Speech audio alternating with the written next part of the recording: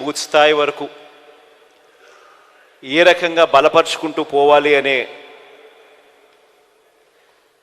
కార్యక్రమం మీద అవగాహన పెంచుకుంటూ ఈరోజు ఇక్కడ ఏకమయ్యాం. ఒకటి ప్రధానంగా కూడా అందరం కూడా గుర్తుపెట్టుకోవాల్సింది ఏమిటి అని అంటే, ఎప్పుడైనా కూడా ఒక పార్టీని చూసినప్పుడు ఆ పార్టీలో ఉన్న ప్రతి కార్యకర్త, రాష్ట్ర స్థాయి నుంచి చూసుకుంటే గ్రామీణ స్థాయి వరకు కూడా ప్రతి కార్యకర్త కూడా తమ నాయకుడు ఎలాంటి వాడు అని ఆ నాయకుడిని చూపించి, అదిగో అతనే మా నాయకుడు అని కాలర్ ఎగిరేసుకొని చెప్పే విధంగా ఆ నాయకుడు, ఆ పార్టీ ఉండగలిగితేనే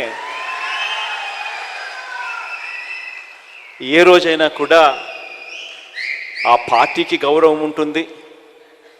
ఆ పార్టీని నమ్ముకొని ఉన్న క్యాడర్ గ్రామ స్థాయిలో తిరిగినప్పుడు, ఇంటింటికి వెళ్ళినప్పుడు ఆ క్యాడర్కి కూడా ఆ గౌరవం లభిస్తుంది.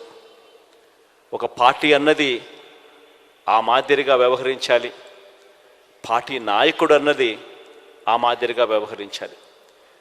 ఈ వ్యవహరించే అంశంలో ఇందులో మరీ ముఖ్యమైన అడుగు ఏమిటి అంటే విశ్వసనీయత అన్నది. ఈరోజు నేను గర్వంగా కూడా చెప్తా ఉన్నా, వైఎస్ఆర్ కాంగ్రెస్ పార్టీ ఒక్క పార్టీ మాత్రమే బహుశా దేశ రాజకీయాలలో ఏ గ్రామానికి వెళ్ళి ఏ ఇంటికి వెళ్ళి అడిగినా కూడా విశ్వసనీయత ఉన్న పార్టీ ఒక్క వైఎస్ఆర్ కాంగ్రెస్ పార్టీయే అన్న మాట వినపడుతుంది. ఈ మాట చాలా చాలా చాలా ఒక రాజకీయ నాయకుడికి, ఒక రాజకీయ పార్టీకి చాలా చాలా అవసరమైన మాట ఇది. ఈరోజు నేను 2019కి ముందు 5 సంవత్సరాల గతంలో తెలుగుదేశం పార్టీ పాలన, చంద్రబాబు నాయుడు గారి పాలన చూశారు. 2014లో చంద్రబాబు నాయుడు గారు ఒక మేనిఫెస్టో తీసుకొచ్చాడు. ప్రతి సామాజిక వర్గానికి ఒక పేజ్ కేటాయిస్తూ తాను అధికారంలోకి వస్తే అది చేసేస్తాను, ఇది చేసేస్తాను అని చెప్తూ ప్రధానమైన ముఖ్యమైన వాగ్దానాలు కూడా చేశాడు. రైతన్నలకు రుణమాఫీ 87,612 కోట్ల రూపాయలని తెలిసినా కూడా, సాధ్యపడదు అని తెలిసినా కూడా 87,612 కోట్ల రూపాయల రుణమాఫీ నా మొట్టమొదటి సంతకంతోనే మాఫీ చేస్తాను అన్న మాట ఇవ్వడము, మేనిఫెస్టోలో పెట్టడము. అంతటితో ఆగలేదు. బ్యాంకుల్లో పెట్టిన బంగారం ఇంటికి రావాలి అని అంటే బాబు అన్నాడు. పొదుపు సంఘాల రుణాలు అప్పట్లో దాదాపుగా 15,000 కోట్ల రూపాయలు అప్పట్లో ఉన్న ఆ రుణాలన్నీ కూడా మాఫీ చేస్తానన్నాడు. అంతటితో కూడా ఆగలేదు. ఇంటింటికి ఒక ఉద్యోగం లేకపోతే ప్రతి ఇంటికి 2,000 రూపాయలు నిరుద్యోగ భృతి అన్నాడు. ఇవన్నీ చెప్పడమే కాకుండా, ఎన్నికల మేనిఫెస్టోలో ఇవన్నీ పెట్టడమే కాకుండా, గ్రామానికి ఇంటింటికి వెళ్ళి కార్యకర్తలను పంపి దీనికి పబ్లిసిటీ ఇప్పించాడు. టీవీలలో విపరీతమైన యాడ్లు వచ్చాయి. బ్యాంకుల్లో పెట్టిన బంగారం ఇంటికి రావాలి అని అంటే బాబే రావాలి అని అడ్వర్టైజ్మెంట్లు. నాకు ఇప్పటికి కూడా గుర్తుంది అడ్వర్టైజ్మెంట్లు. తాలిబొట్టును ఎవరో వచ్చి లాగుతూ ఉంటారు ఒక అక్క చెల్లెమ్మ మడిలో నుంచి. వెంటనే ఒక చెయ్యి వచ్చి ఇలా ఆపేస్తుంది.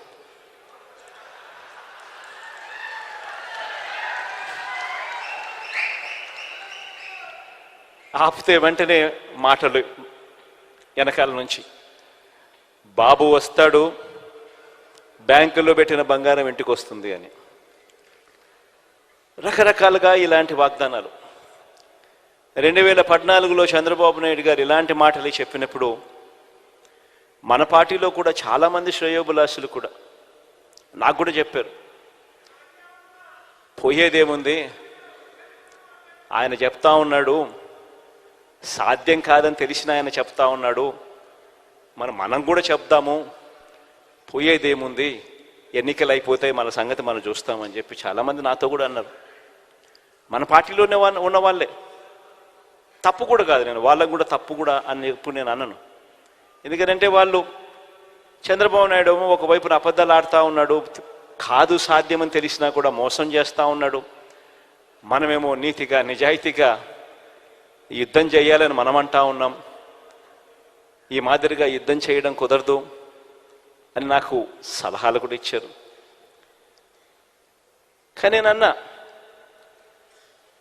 విలువలు విశ్వసనీయత అన్న పదానికి అర్థం చెప్పా. చేయగలిగిందే మనం చెప్పాలి, చెయ్యలేము అని తెలిసినప్పుడు నోట్లో నుంచి ఆ మాట రాకూడదు అని చెప్పి.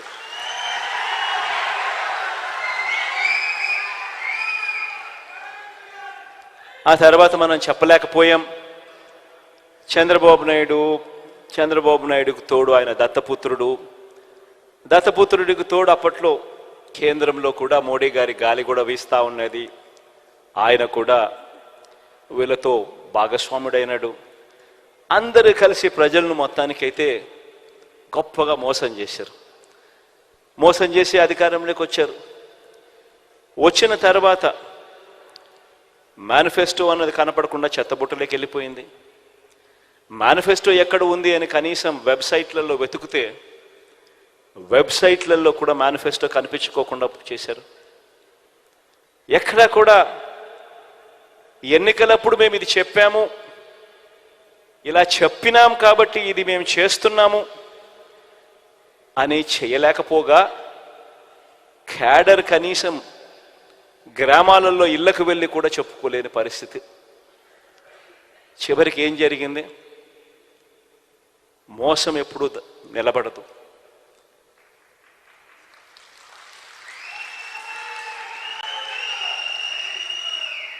చివరికి ప్రజలు ఎంత దారుణమైన తీర్పు ఇచ్చారు అని అంటే, చంద్రబాబు నాయుడు గారి పార్టీ తరపున ప్రజల్లోకి వెళ్ళి క్యాంపెయిన్ చేయడానికి చంద్రబాబు నాయుడు గారి క్యాడర్ కూడా గ్రామంలో ఉన్న ఇళ్లకు కూడా వెళ్ళలేని పరిస్థితిలోకి ఆ క్యాడర్ దిగజారిపోయింది. క్యాడర్ అంటే ఫలానా నాయకుడు మావాడు అని చెప్పి కాలర్ ఎగరేసుకొని చెప్పాల్సిన పరిస్థితి నుంచి ఫలానా నాయకుడు మావాడు అని చెప్పడానికి భయపడి ఏకంగా గ్రామాలలో ఇళ్లకు కూడా వెళ్ళి చెప్పాలంటే కూడా భయపడే పరిస్థితిలోకి క్యాడర్ పోయింది. ఎన్నికలు అయిపోయాయి. 2019 మళ్ళా చంద్రబాబు నాయుడు గారిని నమ్మిన ప్రజలందరూ కూడా మోసపోయిన పరిస్థితిలో ఎన్నికలు జరిగాయి. 2019లో మళ్ళీ మేనిఫెస్టో అన్న అంశం మీద వచ్చింది. 2019లో మనం మేనిఫెస్టో తీసుకొచ్చాం. కేవలం 2 పేజీల మేనిఫెస్టో తీసుకొచ్చాం. 2 పేజీల మేనిఫెస్టో. ఎందుకనంటే ఆ మేనిఫెస్టో అనేది ప్రజలకు గుర్తుండాలి, మనకు గుర్తుండాలి. ఆ తర్వాత అధికారంలోకి వచ్చిన తర్వాత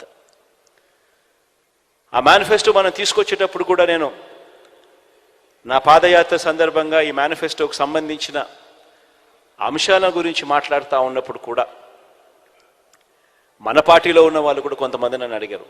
నాకు ఈరోజుకి కూడా గుర్తుంటుంది ఎప్పుడైనా ఇటువంటి మాటలు అయితే. అప్పలనరసయ్య అయితే నాతో విజయనగరం జిల్లాకు పోయినప్పుడు, అప్పలనరసయ్యను వచ్చినాడో లేదో నాకు తెలియదు, కానీ ఇక్కడ అప్పలనరసయ్య అన్న మాట నాకు గుర్తుంది. అన్నాడు, నాతోనే అన్నాడు, ఇవన్నీ సాధ్యమేనా అని. అప్పలనరసయ్యతో నేను అన్నా, ఇవన్నీ ఖచ్చితంగా చేసి తీరుతామన్నా అని చెప్పి.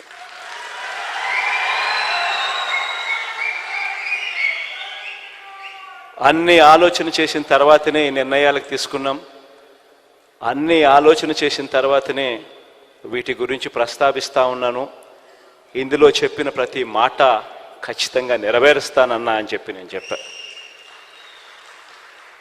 ఈరోజు 5 సంవత్సరాలు మన పాలన తర్వాత 2019లో బహుశా రాష్ట్ర చరిత్రలో ఎప్పుడు గతంలో చూడని విధంగా ఏకంగా 151 స్థానాలు 175 స్థానాలకు 151 స్థానాలతో అధికారంలోకి వచ్చాం. 25 స్థానాలకు 22 ఎంపీ స్థానాలు గెలుచుకుని అధికారంలోకి వచ్చాం. వచ్చిన తర్వాత 5 సంవత్సరాల మన పరిపాలనలో ఆ మేనిఫెస్టో అనేది ఏదైతే మనం చెప్పామో, ఆ 2 పేజీల మేనిఫెస్టో అని మనం ఏదైతే చెప్పామో, ఆ మేనిఫెస్టో అన్నది నిజంగానే ఒక బైబిల్గా, ఒక భగవద్గీతగా, ఒక ఖురాన్గా భావిస్తూనే చిత్తశుద్ధితో అడుగులు వేశాం. ఈరోజు 5 సంవత్సరాల తర్వాత గర్వంగా కూడా ప్రతి క్యాడర్లో ఉన్న ప్రతి ఒక్కరూ, రాష్ట్ర స్థాయి నుంచి గ్రామ స్థాయి దాకా కూడా ప్రతి ఒక్కరూ కూడా గర్వంగా వెళ్ళి ఎన్నికల ముందు అక్క ఇది చెప్పాం, చెప్పినవన్నీ కూడా చేశాం అని ఏకంగా 99% హామీలన్నీ నెరవేర్చి మేనిఫెస్టో తీసుకొని వెళ్ళి మళ్ళీ ప్రతి ఇంట్లో చూపించి మీరే టిక్కు పెట్టండి అని అడిగే నిబద్ధత, చిత్తశుద్ధి వైఎస్ఆర్ కాంగ్రెస్ పార్టీకి మాత్రమే ఉంది అని కూడా చెప్తా ఉన్నాను. ఈరోజు ఈ మాటలు నేను ఎందుకు చెప్తా ఉన్నానంటే, ఈరోజు రాష్ట్ర వ్యాప్తంగా 87% ఇళ్లకు, ప్రతి కాన్స్టిట్యున్సీలో ఏ కాన్స్టిట్యున్సీ తీసుకున్నా 87% పైచిలకు ఇళ్లకు, గృహాలకు ఈరోజు మన ప్రతి పథకము ప్రతి ఇంటికి కూడా మంచి చేయగలిగాం. కుప్పం రూరల్ నియోజకవర్గం కాబట్టి అక్కడైతే ఏకంగా 93.29% ఇళ్లకు మంచి జరిగిన పరిస్థితులు అక్కడ ఉన్నాయి. ఇప్పుడు నేను చెప్పే విషయం చాలా చాలా జాగ్రత్తగా వినండి. ఇప్పుడు నేను చెప్పే విషయం కుప్పంలో నేను ప్రస్తావన చేస్తూ అన్నా. కుప్పంలో 87,000 ఇల్లులు, 87,000 చిల్లర ఇల్లులు కుప్పంలో ఉంటే ఏకంగా 83,000 ఇళ్లకు దాదాపుగా మంచి జరిగింది. ఆ మాట ప్రస్తావిస్తూ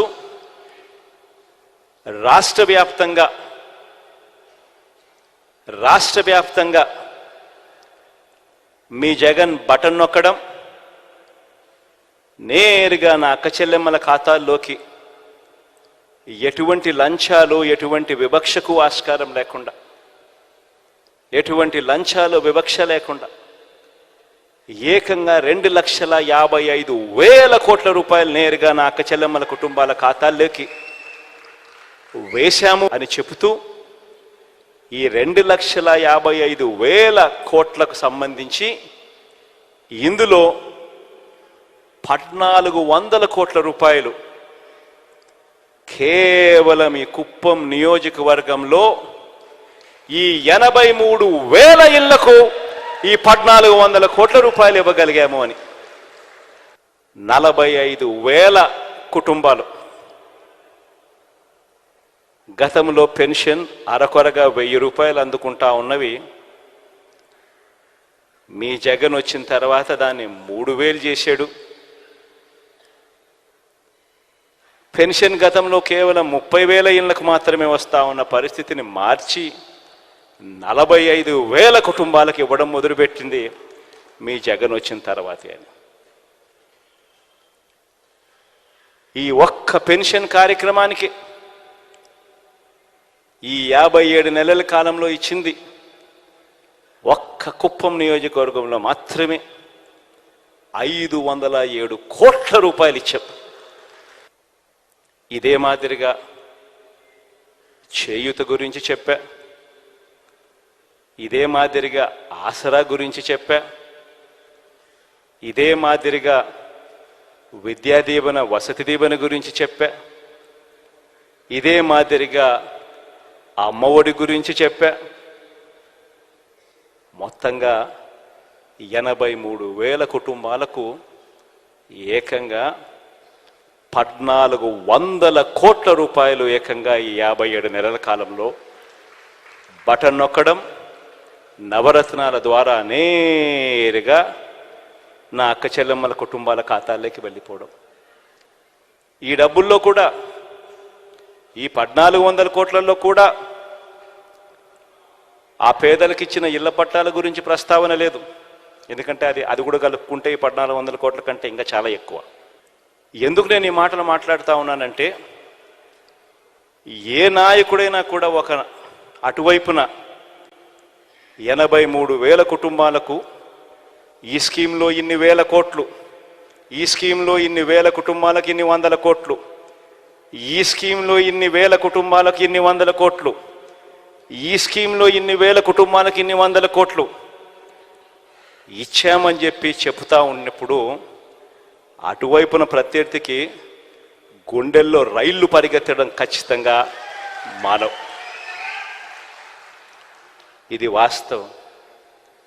ఈ డేటా నియోజకవర్గ స్థాయి నుంచి, మండల్ స్థాయి నుంచి, సచివాలయం స్థాయి దాకా కూడా మీ అందరికీ అందుబాటులో ఉంది. ఎప్పుడు జరగని విధంగా జరిగిన గొప్ప కార్యక్రమం. కేవలం ఈ 57 నెలల కాలంలో జరిగింది. ఎప్పుడు చూడని విధంగా పరిపాలనలో సంస్కరణలు తీసుకొచ్చాం, మార్పులు వచ్చాయి. అసలు గతంలో ఎప్పుడు ఊహకు కూడా అందల. నిజంగా ఇది సాధ్యమేనా? ఎవడైనా ఎన్నికలకు ముందు ఎవరైనా మనల్ని వచ్చి, మీలో ఎవరినైనా వచ్చి ఇన్ని 100 కోట్ల రూపాయలు, ఇన్ని లక్షల రూపాయలు ప్రతి ఇంటికి ఇవ్వడం, అది కూడా లంచాలు లేకుండా, వివక్ష లేకుండా ఇవ్వడం సాధ్యమేనా అని అంటే మీలో ప్రతి ఒక్కరూ కూడా అలా నవ్వేసి అలా వదిలేస్తారు, సాధ్యమయ్యేది కాదు అనే మాట. కానీ ఈ 57 నెలల కాలంలో లేదు, ఇది సాధ్యమే అని ప్రతి ఇంటికి చూపించగలిగాం. ఎక్కడ లంచాలు లేకుండా, ఎక్కడ వివక్ష లేకుండా నేరుగా అక్క చెల్లెమ్మల ఖాతాల్లోకే నేరుగా ఆ డబ్బులు వెళ్ళిపోయి ఆ అక్క చెల్లెమ్మ కంటికే కనిపించే విధంగా చూపించగలిగాం. ఒక గొప్ప విప్లవాత్మక మార్పు పరిపాలనలో తీసుకొని రాగలిగాం. ఎప్పుడూ జరగని విధంగా, చూడని విధంగా. గ్రామాలలో స్కూళ్ళు మారాయి. ఎప్పుడు ఊహకు కూడా అందలేదు. డబ్బులున్న వాళ్ళకు మాత్రమే ఇంగ్లీష్ మీడియం బడులు, మంచి చదువులు, ట్యాబులు, క్లాస్ రూమ్లలో డిజిటల్ బోధన అని గతం. ఈ 57 నెలల్లో పూర్తిగా ప్రక్షాళన జరిగి ప్రతి పేదవాడు కూడా నిజంగా పేదరికం నుంచి బయటికి పడాలి అనంటే, బయటికి రావాలి అనంటే ఆ ప్రతి పేదవాడికి కూడా క్వాలిటీ ఎడ్యుకేషన్ అన్నది ఎంత అవసరమో గుర్తించి ఆ ప్రతి పేదవాడు వెళ్ళే బడిని ఆ మాదిరిగా క్వాలిటీ ఎడ్యుకేషన్ తీసుకొచ్చిన మనది మాత్రమే అని కూడా చెప్పడానికి గర్వపడతా ఉన్నా. ఇవాళ జరుగుతూ ఉన్నది యుద్ధం కేవలం కులాల మధ్య యుద్ధం అన్నది కాదు. ఎవరైనా కులాల మధ్య యుద్ధం అని చెప్పి ఎవరైనా అంటే కాదు. ఈరోజు నా నా నా నా నేను ఎందుకంటా ఉంటానో తెలుసా? ఎందుకంటే వాళ్ళు అట్టడుగున ఉన్న పేదవర్గాలు కాబట్టి. నా ఎస్సీలు, నా ఎస్టీలు, నా బీసీలు, నా మైనారిటీలు అని అంటూనే నా నిరుపేదలను కూడా నేను అంటా.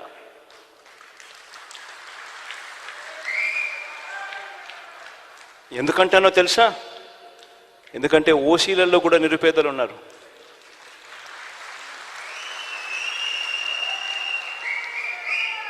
ఇవాళ జరుగుతూ ఉన్నది కులాల మధ్య యుద్ధం కాదు. ఇవాళ జరుగుతూ ఉన్నది క్లాష్ వార్. గుర్తుపెట్టుకోండి. పేదవాడు ఒకవైపున, పెత్తందారులు మరోవైపున. ఇవాళ జరుగుతూ ఉన్నది ఇక్కడ. మీ జగన్ ఉంటే పేదవాడు బాగుపడతాడు,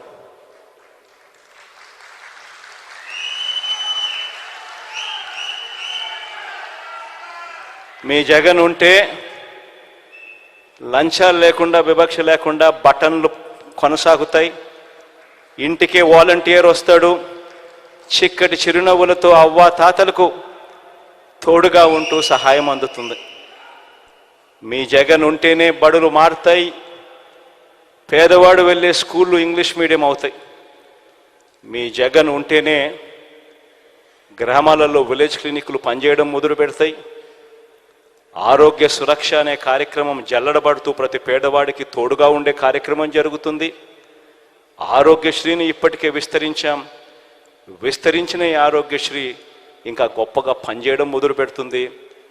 ఏ పేదవాడైనా కూడా అప్పుల పాలు కాకుండా ఆ పేదవాడికి వైద్యం అందే పరిస్థితి కొనసాగాలంటే కేవలం జగన్ ఉంటే మాత్రమే అది సాగుతుంది, జరుగుతుంది.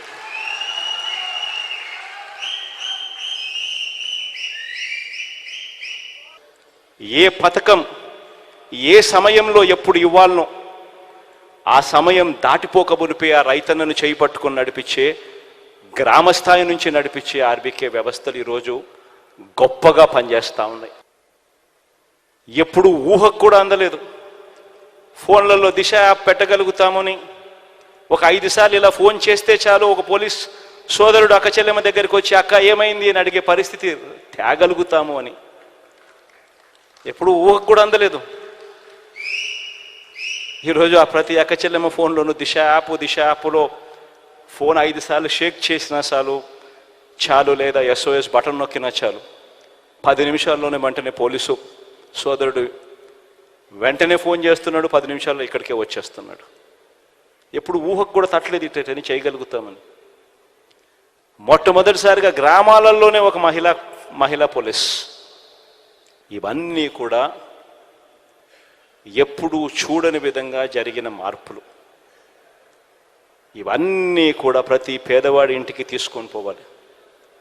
ఇవన్నీ కొనసాగాలి అని అంటే కేవలం మళ్ళీ జగన్ అయితేనే ఇవన్నీ కొనసాగుతాయన్న మెసేజ్ తీసుకొని పోవాలి.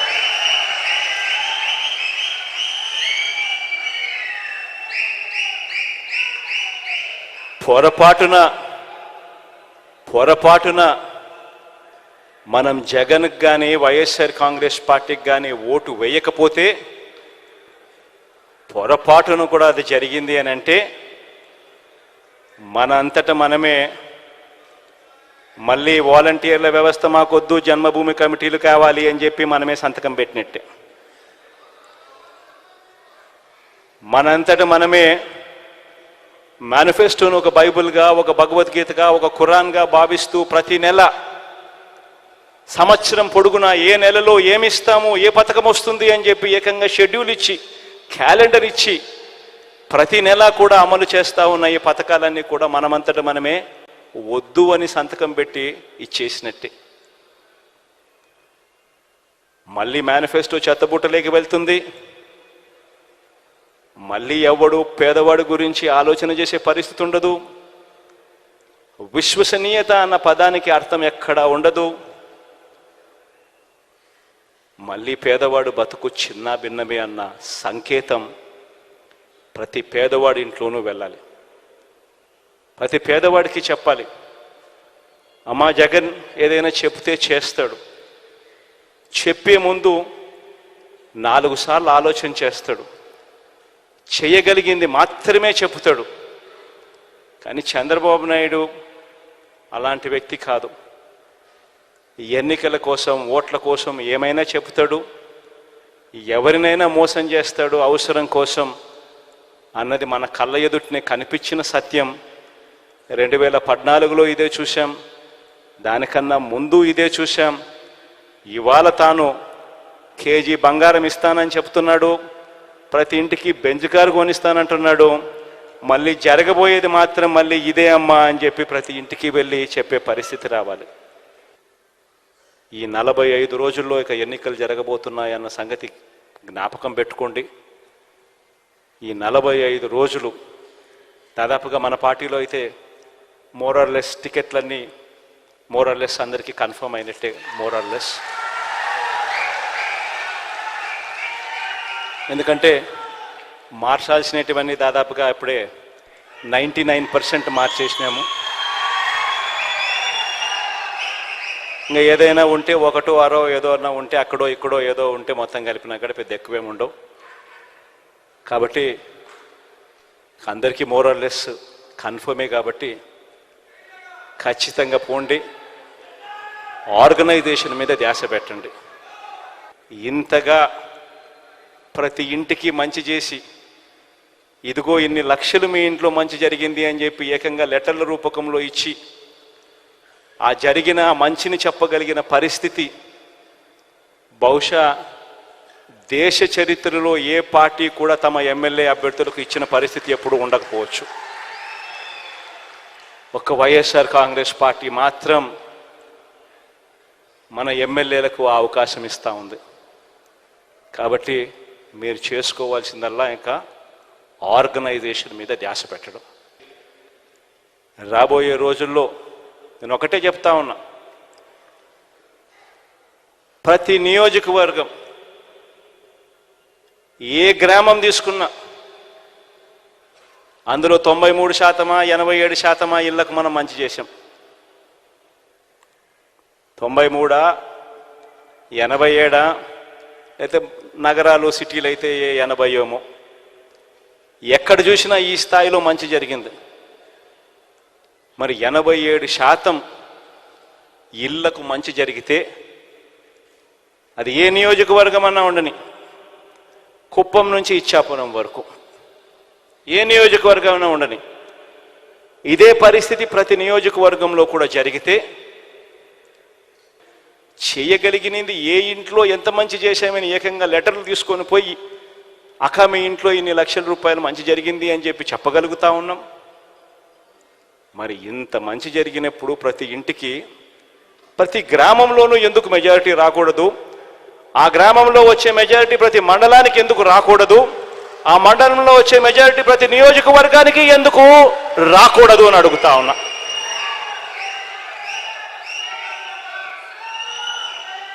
అది కుప్పమైనా సరే ఇచ్చాపురం అయినా సరే ఎందుకు జరగకూడదు అని అడుగుతా ఉన్నా.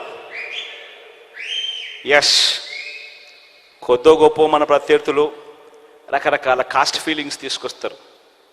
ఎందుకంటే ఇక్కడ జరిగేది కాస్ట్ వార్ కాదు, ఇక్కడ జరిగేది క్లాష్ వార్. పేదవాడు బ్రతకాలి అంటే వైఎస్ఆర్ కాంగ్రెస్ పార్టీ రావాలి, పేదవాడు బాగుపడాలి అంటే వైఎస్ఆర్ కాంగ్రెస్ పార్టీ రావాలి, పేదవాడికి భవిష్యత్తు ఉండాలి అంటే వైఎస్ఆర్ కాంగ్రెస్ పార్టీ రావాలి. ఈ అంశం ప్రతి ఇంటికి కూడా వెళ్ళి చెప్పగలగాలి. ఇక నేను చేయగలిగిందంతా నేను చేశా. మీ చేతుల్లోకి ఎవ్వడు, ఏ రాజకీయ పార్టీ, ఏ రాజకీయ నాయకుడు ఎప్పుడు ఇవ్వని ఆయుధాలు మీ అందరి చేతుల్లో నేను పెట్టా.